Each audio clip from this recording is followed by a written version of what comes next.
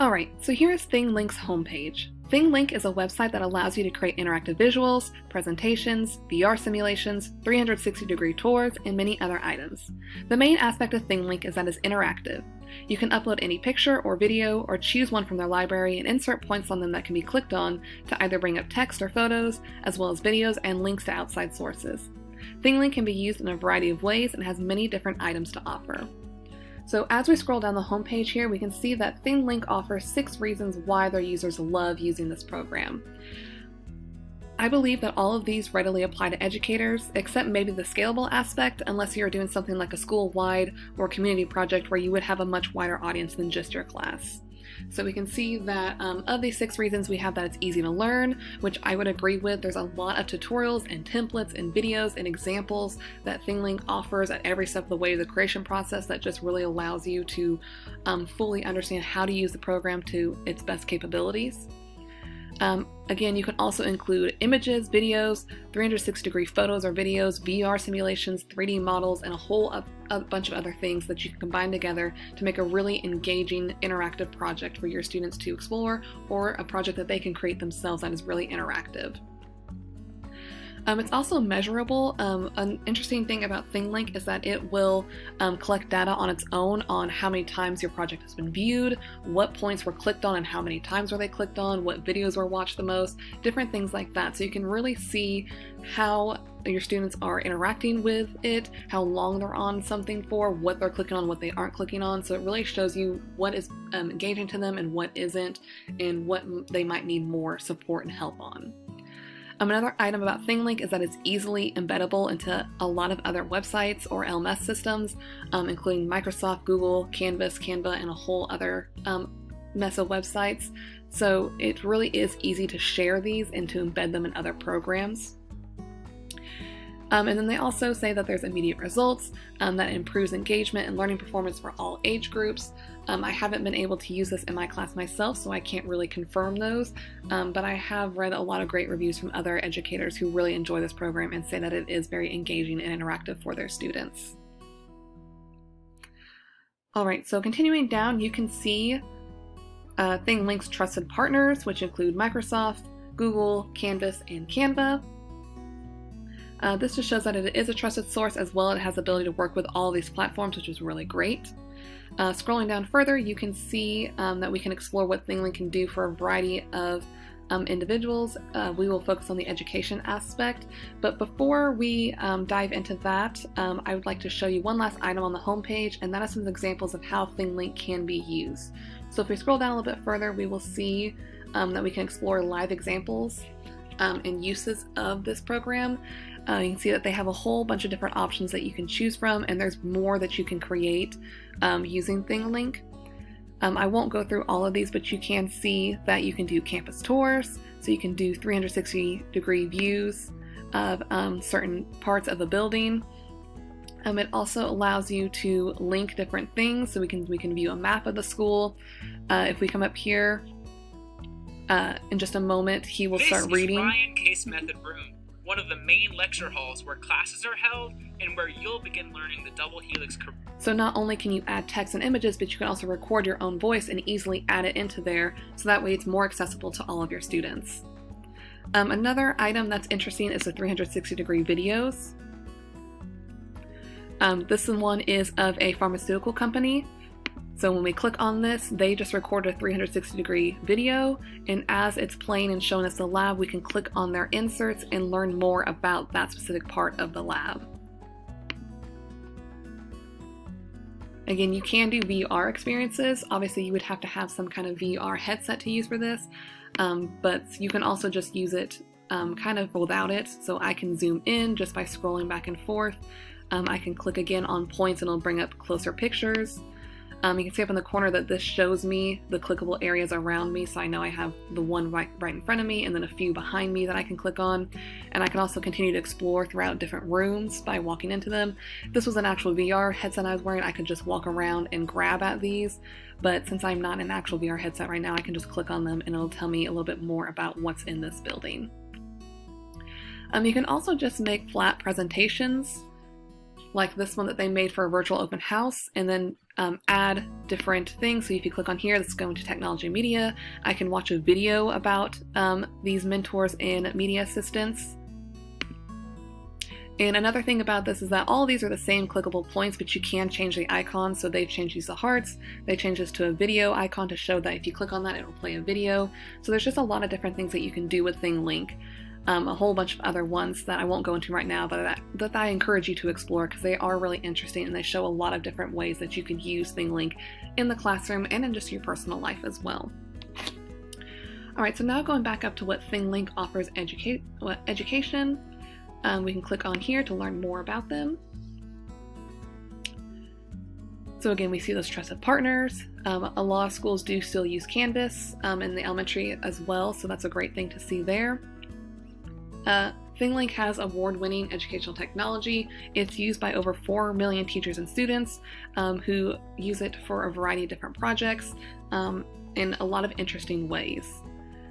Another really great feature about ThingLink is that it is very accessible to a wide range of students. So we will explore this a little bit more when I show you how to create your own ThingLink products. But you can click on items and have it read out loud to you, as well as translate to different languages. You can see down here that you can adjust the text size, that you can focus on specific lines. There's a picture dictionary. There's a lot of different features that we will dive into later that really explore just how great this is for a diverse range of students.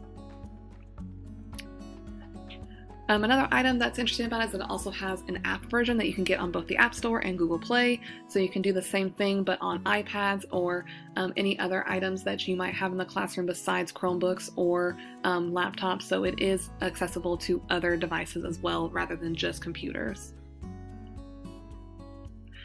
Down here are some great examples of how educators have used ThingLink. So here is a 360-degree tour of a special education classroom that was used for pre-service teachers to kind of let them see. So again, they have this constantly moving 360 video, and as it's going through, you can click on these and read more about what that area is and why it's important. So here we have a kids corner, place where students can go calm down and release their energy, and like a little calm down corner for them. And again, you can see up here, I'm viewing this way so I can see exactly how many I have, and if I continue moving on, it will show me the next section, and I can continue interacting with those points and learning more about this classroom and what they've put in there and why that's important to them.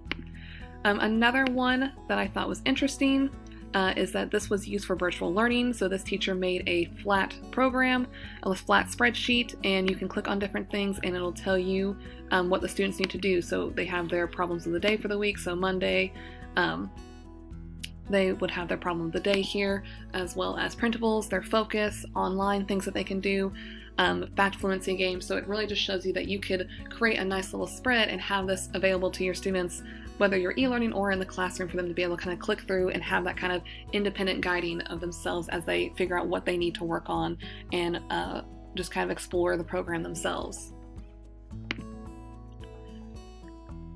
Another great one is this one. This came from STEMlandia, where they recorded a 360-degree view of a part of their city and added different things to show. So here we can see the herons retreated to the site after bald eagles drove them out of their prey. That you can include, again, videos and sound. You can add music over it, just kind of showing them how they can interact in this 360-degree environment and kind of explain this little area of their town.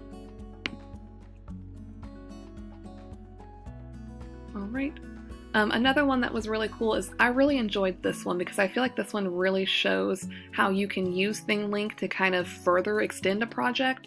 So in this project, the students actually created physical materials to show archaeology and prehistoric times, and then they took pictures of what they did and added them in here to kind of further explain. So they showed this in just a moment. Edustaa ensimmäistä keramiikkaa Suomessa And then over the pictures, the students record their voices explaining that part of the project. So I think this is a really great way to show that ThingLink doesn't have to be the entire project, but it can be really great to kind of extend after that. So after the students built these physical representations of these prehistoric times, of these huts, of these living conditions, of how people used to build their houses, they can then share that online in a very interactive, easy way. So this would be a great thing to share with parents at home, what their kids are doing in the classroom, because obviously bringing home these big projects is a little more difficult, but you could have them keep their projects at school and still share a digital version of it, so that way it can still be interacted with at home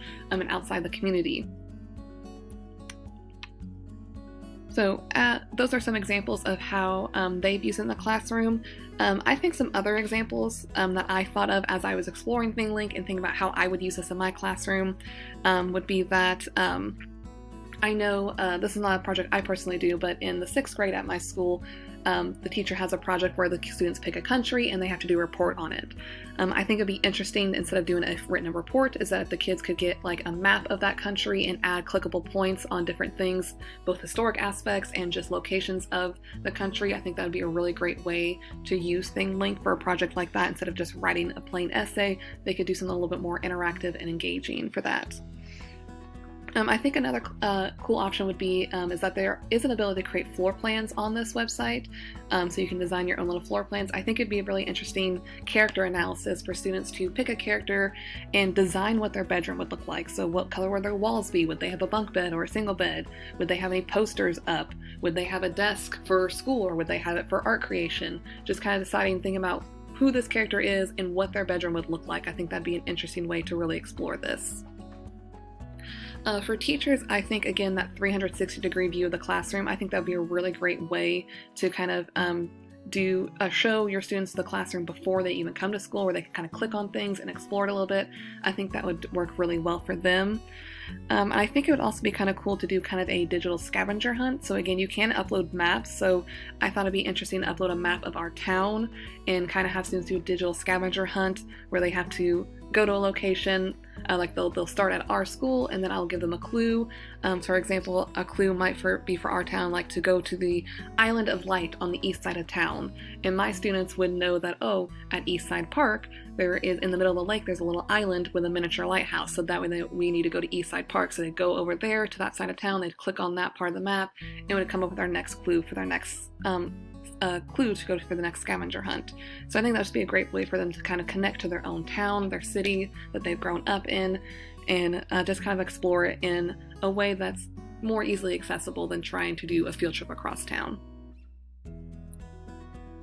Alright, now if we scroll all the way down, we can see that ThingLink does offer a certified creator course, which allows you, it's a free course, which allows you to explore ThingLink, and they give you essential skills and digital training on how to use this both as a teacher and for your students, which is really interesting. I think it's something that could be really helpful to a lot of teachers. Down here they have the trial, or the pricing, so we can see that it's not completely free. You can use it for free, but it's very limited. They have a bunch of different plans, but to able to unlock a lot of the more important things, such as the collaborative editing and having more views per year, you would need to actually pay for it, and have unlimited image and video publishing, you would have to pay for it. So that is unfortunate. That's really the main problem that I see with using this site, is that a lot of the things that you really want to use, you have to pay to use them. And I know that budgets at schools are not always very open to allowing items like these. So again, there are free features that you can use. You can use it without paying for it, but to get really the major things that I think would make it very helpful for the classroom, you would have to pay for it. Okay, now I'm logged into ThingLink, and this is where it takes you right after you log in. This is your creation space. So we can see that it's very simply set up. I don't have a lot of content. I've only messed around with a little bit, but this is where your content would show up once you created it. You can look through their library, their 360-degree library, to find some sources if you wanted to do a 360-degree video or photo. We can see that they have a lot of different sources here that have been recorded by others, including maps, holy places, places like the Amazon rainforest or Antarctica that you could use. I will be showing a quick example of how you can create content and how easy it is to do that. So first I'm just going to come over here to create. When you click on create, it'll pop up a bunch of different ideas of what you want to do. So whether you want to start with a blank canvas, whether you want to start with an image or a floor plan or a timeline, you can do a whole bunch of different things. For this purpose, I'm just going to hit map or aerial view. And so every time that you click on one of those templates, you can see over here to the side, it will give you a video of helpful tips of how to use it, and as well as some examples of other people who've made some. So like, for example, I've explored this pumpkin Europa. This shows a bunch of haunted locations in Europe. So for this, I'm just going to, you can upload from Google Drive, OneDrive, Canva, Unsplash, a bunch of different places. I'm going to just upload from my own device up here. So I just have this simple map of the 13 colonies. I'm going to continue on with that. And so now I have this here. When I click on it, I can now edit it. So here's where I can add those tags or those points that I can click on. So I'm going to go ahead and just hit Insert Tab. I'm going to do Add Text in Media. So here I can change the icon. There's a whole bunch of different options of icons that you can use, from emojis to food, medical, office, sports, numbers and letters, arrows and navigations, a whole bunch of different things. I'm just going to change it to a star, and you can also change the color of it. So now for this one, I'm going to make a tag for the southern colonies. So I'm just going to type that in there. And now I can come down here and add a description. So I can just add as long or as short as I want. So I can just say the southern colonies had large plantations, something like that. I can also insert a URL. I can add an image or a video either by searching one through ThingLink's library or uploading my own. Again, I can also upload my own audio for them to use. So here I can see when I exit this out that I can now move my point down to the southern colonies. I can click on it there. So now when my students or someone else clicks on it, they will click on this. It will show them this. And that's pretty much the basic idea of it, is that you can just continue to add new things. You can add images or videos. You can upload audio again. You can change the layout of it if you want to add a picture in the background, or if you want it on the side. So you can really change this in any way you want. You can make it look more like a PowerPoint slide. There's a lot of different things that you can do with the layout. Earlier I talked about that a great feature of ThingLink is how it's very accessible to its users with a different range of abilities. And so we can see that now that I have this tag created, I can come over here and click on this little book icon with the speaker. It's called Immersive Reader. And once I open that up, it'll bring me to a much more accessible version of the text that I wrote. So here I can go ahead and, if I just want it to read out loud to me, I can change the voice speed, whether it's slower, faster. I can change whether it's a male or female. And then I can just click on the play button and it will read out loud the sentences for me. The southern colonies. The southern colonies had large plantations. And so I can have it do that, as well as I can come over here, I can change my text size, my font, I can increase the spacing, which I already have on there. I can change the colors to make it easier for me to read. And there's also a variety of more things that you can do here. Over here, I can go to grammar options. I can have it turn syllables on in order to break up the words. I can have it highlight different parts of speech, such as nouns. It'll highlight all the words that are nouns, verbs, adjectives, different items like that. And then over on reading preferences, I can have it focus on specific lines, showing one line at a time that I'm reading. There's also a picture dictionary, which we'll go back to in just a second to show that, as well as I can have it translate into multiple different languages. So right now it's set for French, but I can change that to Hebrew over here. And now when I exit out of this, I can go over here and click on the words. It'll give me the translation. I can hear that translation. Dormi.